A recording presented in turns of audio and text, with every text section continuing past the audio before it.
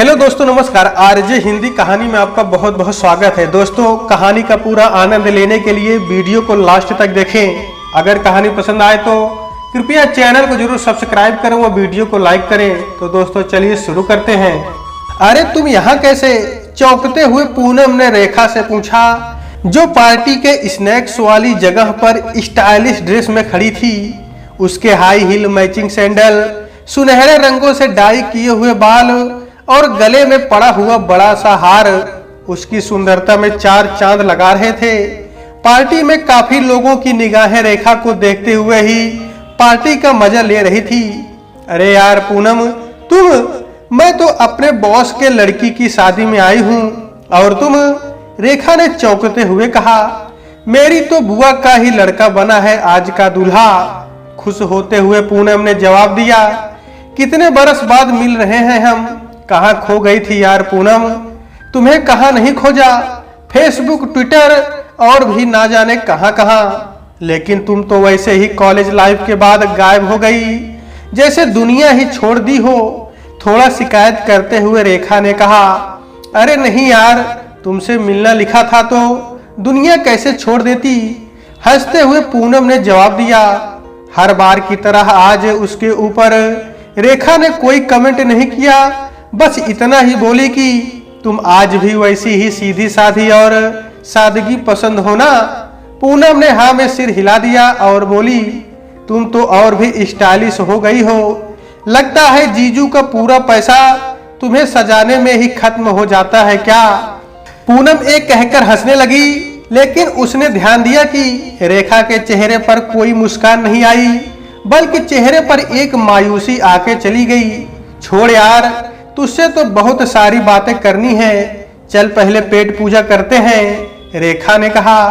दोनों शादी में लगे खाने के पंडाल की तरफ बढ़ जाती हैं। रेखा और पूनम बचपन की दोस्त थीं, जिनकी दोस्ती उन दोनों की लखनऊ के प्रतिष्ठित कॉन्वेंट स्कूल में मिडिल क्लास में प्रवेश होने के बाद प्रारंभ हुई। रेखा एक अमीर परिवार की लड़की थी। पिता उसी शहर में एक बहुत बड़े सरकारी मुलाजिम थे, जबकि पूनम एक गांव की लड़की थी, जिसका प्रवेश उसके गांव के प्राइमरी स्कूल में प्रथम स्थान लाने के कारण सरकार द्वारा प्राप्त छात्रवृत्ति की मदद से हुआ था। रेखा और पूनम के विचारों में कोई मेल नहीं था, फिर भी वो दोनों एक दूसरे की अच्छी दोस्त थीं। कारण कि रेखा पढ़ाई में थोड़ी कमजोर थी और क्लास में पिटाई से उसे पूनम ही बचाती थी, जबकि पूनम पढ़ने में काफी होशियार थी। लेकिन जब समय पर पैसों की जरूरत पड़ती तो रेखा ही एकमात्र सहारा थी। पूनम बचपन से ही काफी शांत, गंभीर स्वभाव और सादगी पसंद थी। उसकी इसी सादगी के कारण रेखा अक्सर उसका मजाक बनाया करती थी। उसे फालतू पैसे खर्च करना अच्छा नहीं लगता था। कक्षा के लड़कों से भी वो काम भर ही बात करती थी। चेहरा सुंदर और आकर्षक था, लेकिन उसने कभी उसको सजाने संवारने में ध्यान नहीं दिया। दूसरी तरफ रेखा चुलबुली और सुंदर रहते हुए भी और सुंदर बनने के लिए परेशान रहती थी। उसे लड़कों के अश्लील कमेंट बिल्कुल भी बुरा नहीं लगते, इसे वो अपनी खूबसूरती का परिणाम मानती थी। कक्षा के लड़कों के साथ घूमना, मस्ती करना, मूवी देखना उसको बहुत पसंद था। हाँ, पढ़ने में मन जरूर कम लगता था, लेकिन वहां पर पूनम थी ही उसकी हेल्प करने के लिए। रेखा की जिंदगी के अलग ही मायने थे। वो जिंदगी को एंजॉयमेंट का साधन समझती थी।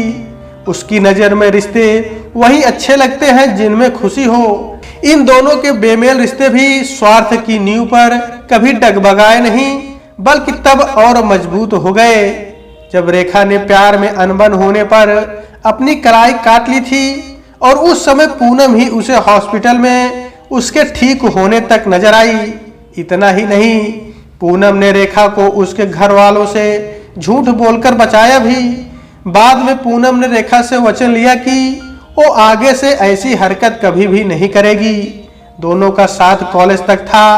फिर रेखा के पिता का ट्रांसफर हो गया और रेखा को वो शहर छोड़ना पड़ा। फिर उसके बाद दोनों का ना मिलना हो पाया, ना ही संपर्क। आज तुमने मेरी ड्रेस पर कोई कमेंट नहीं किया, नहीं तो कॉलेज तक मेरी हर ड्रेस पर तुम्हारे कमेंट जरूर सुनती थी। रेखा ने आइसक्रीम उठाते हुए कहा, क्या यही बदला है मेरी और आज की रेखा में? हाथ रुमाल से पोंछते पूनम ने रेखा से पूछा, इतना बदलने में भी 20 साल लग गए यार। रेखा ने आइसक्रीम का डब्बा डस्टबिन में डालते हुए बोला। आज उसकी बातों में पूनम को थोड़ी गहराई महसूस हुई। उसने रेखा को हंसाने के लिए बोला कि तुम कॉलेज टाइम में कहा करती थी कि मैं तो उसी से शादी करूंगी जो मेरे हिसाब से चले, ना कि मैं उसके। फिर तुम्हें बदलने की क्या जरूरत पड़ी? कहानी बहुत लंबी है यार पूनम। चलो बरामदे में चलते हैं, यहाँ बहुत ठंड लगेगी। बरामदे में दोनों एकांत का कोना तलाशते हैं जहाँ पिछले 20 सालों के सुख दुख उन दोनों के अलावा कोई और ना सुन सके। तुम कुछ छिपाने की असफल कोशिश कर रही हो मेरी मैडम। पूनम ने उसे पीछे से पकड़ते हुए बोला। इतने दिनों के बाद किसी अपने का इस तरह से पकड़ना रेखा को अंदर तक रोमांचित कर दिया था। रेखा को लगा कि इतने दिनों का मन में भरा गुबार निकालने का यही सही इंसान और समय है। मैंने एक रोमांटिक और कूल ड्यूड को अपना हमसफर चुना, रेखा ने कहना शुरू किया। कॉलेज से निकलने के बाद मैं एमसीए करने दिल्ली आ गई। तुम्हें तो पता ही है कि मुझे बचपन से ही घूमना फिरना, लड़कों के साथ मस्ती करना, मूवी देखना कितना पसंद था। घर वाले महीने का खर्च आराम से भेज देते थे और अगर कम पड़ता तो बॉयफ्रेंड पूरा कर देते। दिल्ली में पढ़ाई कम और मस्ती ज्यादा होती थी। मुझे लगता था यही जिंदगी है, जी भर के जी लो। इस मस्ती में मैं घर जाना भी बोरियत से भरा महसूस करती थी। घर भी साल में 1 या 2 बार ही जाती थी, वो भी मम्मी के बहुत आग्रह पर। इस मस्ती में मैंने कभी रिश्तों को ज्यादा महत्व नहीं दिया। मुझे लगता था रिश्ते आपके अच्छे दिन के साथ ही होते हैं और मुझे हमेशा अपने अच्छे दिन ही लगते थे और सारे रिश्ते जुड़े भी।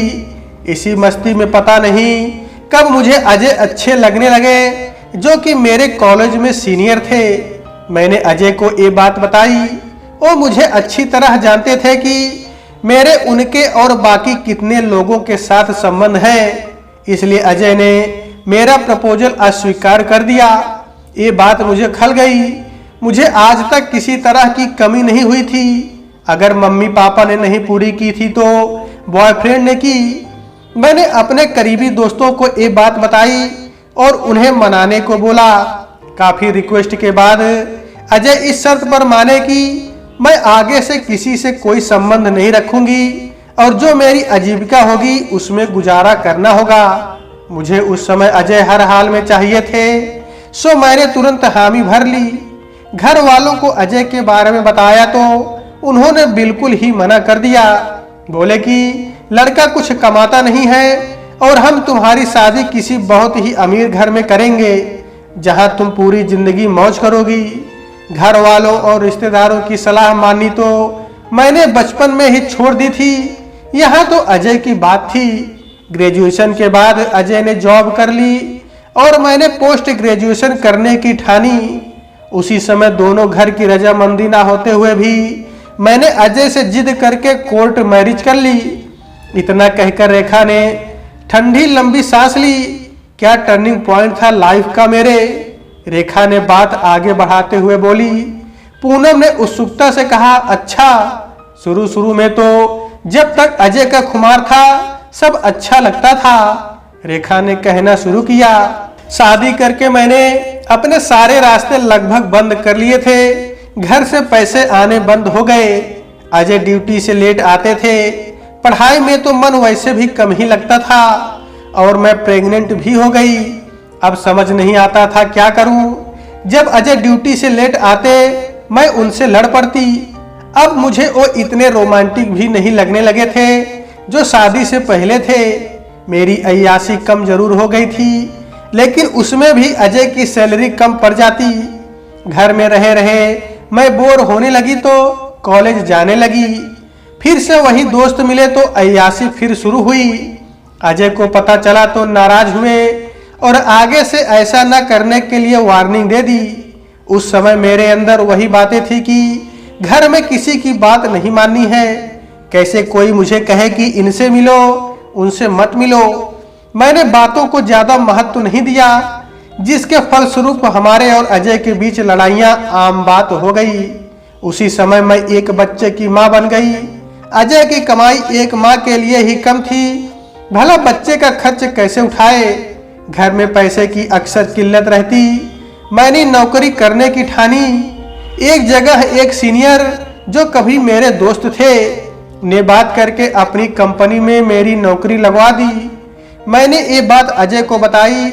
अजय ने परिस्थिति को देखते हुए हामी दे दी, लेकिन अपनी सैलरी खर्च करने वाली मैं बच्चे को संभाल नहीं पाई तो चाइल्ड केयर होम में डाल दी। अब मैं फिर से अपने कॉलेज लाइफ में वापस आ रही थी। ऑफिस के सीनियर लोगों के साथ घूमना, मूवी देखना, घर देर से आना शुरू हो गया, जिसकी वजह से हमारे और अजय के बीच फिर लड़ाइयां शुरू हो गई। अब तो अजय मुझे बिल्कुल भी अच्छे नहीं लगते थे। खुद तो कहीं घुमाने ले नहीं जाते थे और ऊपर से किसी के साथ जाओ तो घर को सर पर उठा लेते थे। एक रोज वो मुझे मेरे बॉस के साथ शाम में एक कैफेटेरिया में हाथों में हाथ डाले देख लिए। वो उसी समय अपना आपा खो बैठे। बॉस के सामने ही मुझे गालियां और थप्पड़ पड़ा और मैंने भी बिना सोचे समझे थप्पड़ वापस कर दिए। कितनी बड़ी भूल थी मेरी जिंदगी की, सुबकते हुए रेखा ने कहा। पूनम ने उसे पानी की बोतल देते हुए ढांढस बंधाया। फिर थोड़ी दबी आवाज में पूनम ने पूछा, फिर क्या? वही हुआ जो नहीं होना चाहिए था। रात को वो घर नहीं आए। अगले ही दिन अजय ने तलाक की केस फाइल कर दी और कोर्ट से बच्चा खुद लेने को बोले। मेरे ऊपर तो मानो घड़ों पानी गिर गया था। मैं उनसे मिलना चाहती थी, उनके पैरों में गिरकर माफी मांगना चाहती थी, लेकिन वो मिले तब तो। कोर्ट में सुनवाई के समय वो दिखाई दिए, लेकिन मेरी तरफ नजरें उठाकर भी नहीं देखे। कोर्ट से निकलते ही फिर कहां गायब हो गए, पता ही नहीं चला। अगली सुनवाई में कोर्ट ने बच्चे को इस आधार पर उन्हें सुपुर्द कर दिया कि जब बच्चा मां के रहते हुए भी चाइल्ड केयर होम में है तो फिर तलाक के केस में पति के साथ ही रहे तो ठीक है। और कुछ दिनों बाद हमारा तलाक। रेखा फूट फूट कर रो रही थी। हमेशा हंसने और हंसाने वाली, लाइफ को एंजॉयमेंट का साधन समझने वाली रेखा को इस तरह रोना पूनम को अच्छा नहीं लग रहा था। उसके भी आंखों में आंसू आ गए थे। अजय बच्चे को लेके अपने घर चले गए थे, लेकिन मैं कहां जाऊं? रेखा ने अपने आंसू पोंछते हुए कहा। मुझे तो वो अब घर काटने को दौड़ता था। नौकरी में मुझे सब परोसी हुई प्लेट की तरह देखते थे। कभी और समय मुझे ये सब अच्छा लगता था, लेकिन अब इन सब से घिन सी आती थी। घर जाने को सोची तो घर वालों ने अपने यहाँ आने को साफ मना कर दिया। मम्मी मिलने आई और रोते हुए कुछ पैसे देकर यही रुकने को बोल गई। रिश्तेदारों में अब कोई था नहीं जिससे मेरा संबंध बचा हो। हारकर मैंने दूसरी नौकरी ज्वाइन की है, जहां मेरे बॉस के अलावा किसी और को मेरे भूत के बारे में कुछ भी पता नहीं है। कमा रही हूँ, उड़ा भी रही हूँ, फिर भी मुझे अब ये सब बनावटी लगता है। रिश्तों की नासमझी ने मुझे कहीं का नहीं छोड़ा। प्यार करने वाले पति नहीं रहे। माँ होते हुए भी माँ का सुख नहीं ले पा रही। शादी तो मेरी जिद से अजय से हुई थी, अब कोई और ऐसी जिद नहीं करनी। काट रहे हैं यार जिंदगी को किसी तरह। और बताओ तुम अपने बारे में, सिसकते हुए रेखा ने पूनम से कहा। पूनम सोच रही थी कि क्या पार्टी में आया हुआ कोई व्यक्ति सोच सकता है कि पार्टी की सेंटर ऑफ अट्रैक्शन रेखा अंदर से बिल्कुल अकेली है। बाहर से मुस्कुराता चेहरा, अंदर से आंसुओं का सैलाब लेकर बैठा है। पूनम रेखा की बातों से इतनी दुखी हो गई थी कि अपने बारे में बताना नहीं चाहती थी, लेकिन रेखा के बार बार कहने पर उसने बताना शुरू किया। हमने पहली बार अपने पति को अपनी शादी के जयमाला में ही देखा। आए? चौंकते हुए रेखा ने कहा। हाँ, पूनम ने बताया। तुम तो जानती ही हो कि बचपन से ही मैं कितनी सीधी और शांत स्वभाव वाली लड़की थी। ग्रेजुएशन के दौरान ही पापा ने मेरी अरेंज मैरिज अपने दोस्त के बेटे से फिक्स कर दी थी। उनकी फोटो में ही वो इतने प्यारे लग रहे थे कि मुझे डर था कि कहीं सामने से मिलने पर मैं ही उन्हें पसंद ना आऊं। उन्होंने भी फोटो से ही मुझे पसंद किया था। जब मैं उनके घर आई तो सबने तहे दिल से मेरा स्वागत किया। पति ने पहली रात को मुझसे मांगा कि मेरे मम्मी पापा को अपने मम्मी पापा की तरह मानोगी। मैंने शहर से स्वीकार कर लिया। घर में मेरे पति अकेले थे, बाकी बहनों की शादी हो गई थी। सास ससुर उम्र दराज हो चुके थे, उन्हें हमेशा सपोर्ट की जरूरत पड़ती थी। सो मैंने नौकरी करने का विचार मन में हटा दिया। पति बीएड करके सरकारी नौकरी की तलाश में थे, लेकिन मिल नहीं पा रही थी। सो उन्होंने एक प्राइवेट स्कूल में एक अध्यापक के रूप में 5,000 रुपए प्रतिमाह की नौकरी ज्वाइन कर ली, जो मेरे घर से पास ही है।